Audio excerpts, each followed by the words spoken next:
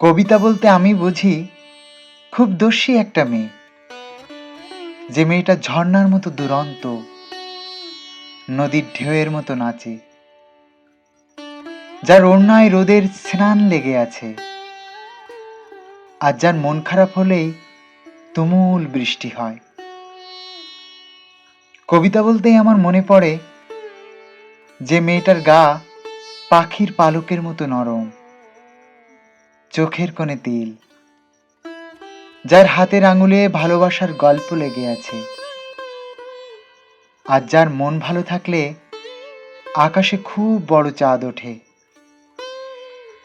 কবিতা বলতেই আমি বুঝি খুব সাধারণ নয় এমন একটা মেয়ে, হাসি খুশি মুখ, পলাশরাঙা ঠোঁট, যে মেয়েটা চুলে রাতের অন্ধকার লেগে আছে, আর যার অভিমান হলেই একটা বাড়ির চারিদিকে খুব মেঘ করে।